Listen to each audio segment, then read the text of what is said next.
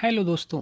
आज की इस वीडियो की कहानी को सुनकर आपकी ज़िंदगी की सारी परेशानी ख़त्म हो जाएगी और इस वीडियो में समझेंगे कि ज़िंदगी में कितनी भी परेशानी क्यों ना आ जाए, हमें कभी भी हार नहीं माननी चाहिए। और इस मूवी का नाम है लाइफ ऑफ पाई। तो मूवी की शुरुआत में हम पाई को देखते हैं, जो कि मूवी का मेन कैरेक्टर है। फिर कुछ देर बाद पाई के घर एक राइटर आता है, जिसे खुद पाई के मामा ने भेजा था। राइटर यहाँ सबसे पहले पाई से उसके नाम के बारे में पूछता है कि ये बताओ तुम्हारा नाम पाई कैसे पड़ा। इस पे पाई कहता है कि पहले मेरा नाम पाई पटेल था, जिससे मेरे स्कूल के सारे लड़के मुझे चिढ़ाते थे। फिर एक दिन मैंने अपनी क्लास में बहुत मुश्किल पाई वाला सवाल को सॉल्व कर दिया, जिससे मेरे मास्टर साहब ने मुझे शाबाशी दी। और उसी दिन से मैंने अपना नाम पाई पटेल से सिर्फ पाई रख लिया। फिर पाई यहाँ अपने मॉम के बारे में बताता है, जिनको भगवान पे बहुत भरोसा होता है। यहाँ पाई बताता है कि भगवान पे भरोसा करना मैंने अपने मॉम से ही सीखा है, क्योंकि पाई की मॉम एक धार्मिक किस्म की नारी थी। इसके बाद पाई बताता है कि मेरे पापा का एक जू भी था, जिसमें बहुत सारे जानवर रहते थे और मेरे पापा सभी जानवरों का ख्याल भी रखते थे। और ये पाई कहता है कि अपने पापा के साथ रहते रहते मुझे भी जानवरों से प्यार हो गया था। पर एक दिन मैं जू में एक शेर को खाना खिला रहा था, तभी मेरे पापा आ गए और मुझे डांटने लगे और कहने लगे कि वो तुझे नुकसान भी पहुंचा सकता है, क्योंकि जानवर इंसानों की तरह नहीं सोचते और जंगली जानवर कभी भी इंसानों के दोस्त नहीं बन सकते, क्योंकि जानवर तो जानवर होते हैं ना। और ये बात मुझे भी समझ में आ गई थी। फिर बहुत समय बीत जाते हैं और कुछ सालों के बाद का सीन दिखाया जाता है, जहां हम पाई को देखते हैं, जो कि अब बहुत बड़ा हो गया है और अब पाई एक लड़की से प्यार भी करने लगा है। फिर पाई उस लड़की को जू यानी चिड़ियाघर दिखाने के लिए ले आता है, जहां जू में रहने वाले सभी जानवर पाई के तो होते हैं, पर वो जमीन पाई का नहीं होता है। इसलिए एक रात पाई के घर जब सब लोग खाना खा रहे होते हैं, तभी पाई के फादर कहते हैं कि हमें जू वाले ज़मीन को अब खाली करने पड़ेंगे, इसलिए हम ये जगह को छोड़कर कहीं और शिफ्ट हो जाएंगे और सारे जानवरों को बेच देंगे। ये सुनकर पाई थोड़ा हैरान हो जाता है, क्योंकि पाई अब जानवरों से प्यार करने लगा था और वो अब उस लड़की को भी छोड़ के नहीं जाना चाह रहा था, पर अपनी फैमिली के सामने मजबूर होकर पाई को जाना पड़ रहा था। फिर पाई और उसके फैमिली अपने सारे सामान को पानी के जहाज़ में रखने लगे थे, क्योंकि वो लोग पानी के रास्ता से कहीं दूसरी जगह शिफ्ट हो रहे थे।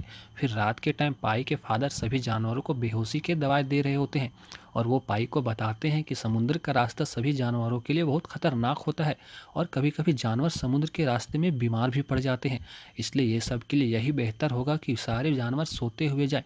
फिर आगे पाई बताता है कि हम लोग उस रात के पूरे समुद्र के बीचों बीच में थे और मैं सो रहा था, पर अचानक से बहुत तेज़ आवाज़ें आने लगी और जब मैं बाहर निकल के देखा तो तेज़ तूफान आ रहा था। शुरू में तो मैं उसे एंजॉय करने लगा, पर कुछ देर बाद मैंने नोटिस किया कि बहुत सारा पानी शिप के अंदर आ रहा है और मेरी फैमिली भी शिप के अंदर ही थी। इसलिए मैं अपनी फैमिली को बचाने के लिए शिप के अंदर जाने लगा।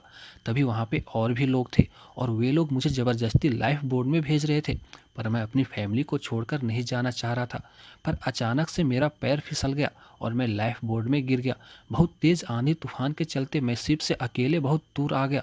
फिर मैंने देखा कि मेरी तरह कोई और भी पानी से बचने का प्रयास कर रहा है और जब मैं उसे बचाने गया तो वो टाइगर था और टाइगर के साथ एक जेबरा और एक लोमड़ी भी पहुंच जाता है। पर रात को लोमड़ी अपनी भूख को कंट्रोल नहीं कर पाता है, इसलिए अपनी भूख के कारण वह जेबरा पे हमला कर देता है।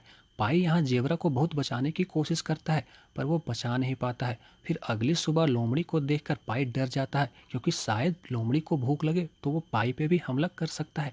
और ठीक अगली सुबह लोमड़ी फिर भूख के कारण पाई पे हमला करने की कोशिश करने लगता है, पर जैसे ही वो लोमड़ी पाई पे हमला करता, उससे पहले ही तुरंत टाइगर उस पे हमला कर देता है और उसे जान से मार देता है। पर यहाँ पाई टाइगर से भी डर जाता है, क्योंकि शायद टाइगर को अगर भूख लगती तो वो पाई को मार सकता था। इसलिए पाई तुरंत ही पानी से छलांग लगा देता है और पाई अब लाइफ बोट से अलग होकर बहुत दूर चला जाता है। अब पाई को लाइफ बोट से अलग हुए बहुत दिन हो जाते हैं और अब वह ज़्यादा दिन तक बोट से अलग नहीं रह सकता था, इसलिए वह लाइफ बोट में वापस चला आता है, जहां उसे खाने के लिए कुछ सामान मिलता है और पीने के लिए पानी भी मिलता है। पर वो ज़्यादा दिन तक नहीं चलते हैं। पाई यहाँ परेशान था, क्योंकि वो समुद्र के बीचों बीच में था और वो भी एक टाइगर के साथ, और अभी तक कोई रेस्क्यू टीम भी मदद करने के लिए नहीं आई थी। और फिर पाई को यहाँ एक बुक भी मिलता है, जिसमें लिखा होता है कि अगर कोई समुद्र के बीच में फंस जाए तो बाहर कैसे निकल सकता है। पाई उस बुक को पढ़ के अमल भी करने लगा था। फिर एक रात पाई को उसकी फैमिली की याद आती है, जिसमें पाई की मॉम बताती है कि बेटा, ज़िंदगी में कभी भी हिम्मत मत हारना और कभी भी अपने आप को अकेला मत समझना। ये सब याद करके पाई थोड़ा इमोशनल हो जाता है और पाई के अंदर थोड़ा हौसला भी आ जाता है। फिर इसके बाद पाई बताता है कि अब मैं उस टाइगर के बारे में सोचने लगा था, क्योंकि अगर टाइगर को भूख लगेगी तो वो मुझे भी मार सकता था। इसलिए वह टाइगर के लिए मछली पकड़ने लगा और टाइगर को मछली खिलाने लगा। पर पाई यहाँ सोचता है कि ये सब ज़्यादा दिन तक नहीं चल सकते हैं। अब मुझे अगर ज़िंदा रहना है तो उस टाइगर के साथ रहना सीखना होगा, तभी वो उस लाइफ बोर्ड में ज़िंदा रह सकता है।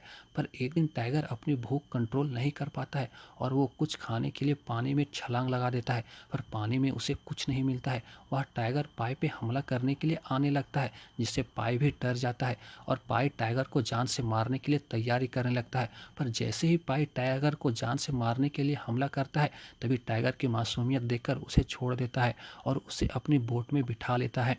फिर कुछ दिन के बाद पाई और टाइगर एक ऐसे रास्ते से गुजरते हैं जहाँ बहुत सारी छोटी छोटी मछलियाँ इधर उधर उड़ रही होती है और बहुत सारी मछलियाँ उड़ के पाई के बोट पे भी आ जाती है।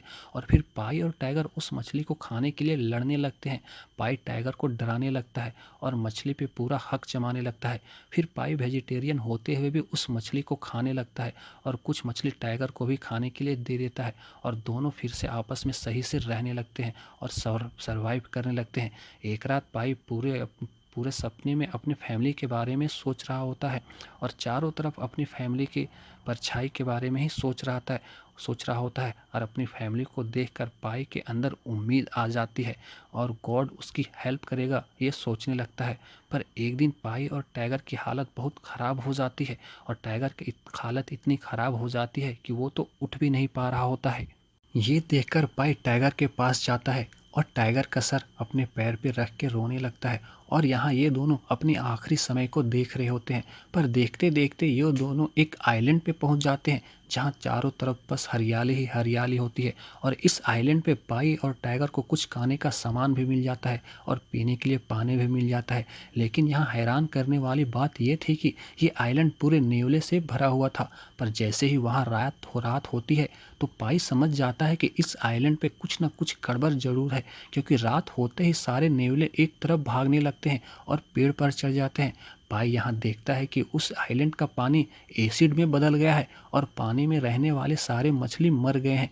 ये देखकर पाई बहुत डर जाता है। इसलिए पाई सुबह होते ही बहुत सारा खाने का सामान लेकर अपने बोट से वहाँ से रवाना हो जाता है। फिर कुछ दिन तक सफ़र करने के बाद पाई और टाइगर एक और आइलैंड पे पहुंच जाते हैं जहां इंसान भी रहते थे। पर उस आइलैंड पर पहुंचते पहुंचते पाई की हालत बहुत ख़राब हो जाती है और वह बोट से तुरंत उतरकर नीचे गिर जाता है और टाइगर वहां से धीरे धीरे जंगल की तरफ जाने लगता है। पाई यहाँ सोचता है कि टाइगर मेरे तरफ मुड़ के ज़रूर देखेगा, क्योंकि पाई सोच रहा था कि हम लोग एक साथ बहुत दिन गुजारे हैं, इसलिए टाइगर पाई को छोड़कर नहीं जाएगा। पर टाइगर पाई की तरफ बिना देखे ही जंगल की तरफ जाने लगता है और वहाँ से चला जाता है।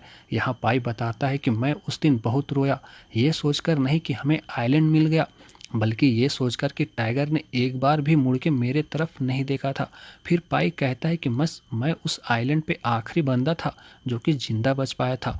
मैंने पूरे 227 दिन समुद्र के बीचों बीच एक टाइगर के साथ बिताया था। फिर यहाँ राइटर कहते हैं कि क्या मैं आपकी कहानी लिख सकता हूँ? तो पाई कहता है कि शायद मेरे मामा जी ने आपको इसीलिए यहाँ भेजा है, आप लिख सकते हो। और इसी के साथ यहीं पे मूवी का द एंड हो जाता है। आपको अगर ये वीडियो अच्छी लगी तो हमारी वीडियो को लाइक करके चैनल को सब्सक्राइब जरूर कर दें। धन्यवाद।